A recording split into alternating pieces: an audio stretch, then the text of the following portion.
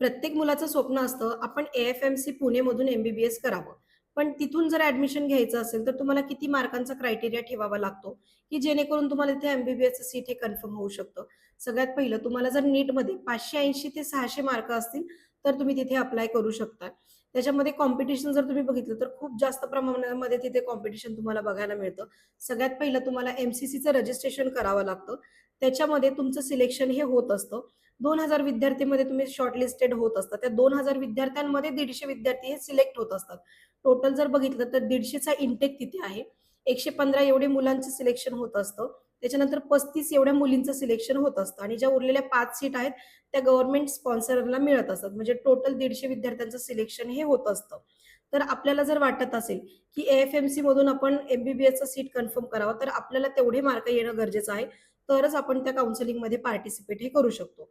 जर तुम्हाला तेवढे मार्क येत असतील किंवा मग त्याच्यापेक्षा कमी मार्क येत असतील, तर तुम्ही आजच तुमची काउन्सिलिंग लावा आणि MBBSचं सीट हे भारतामध्येच कन्फर्म करा.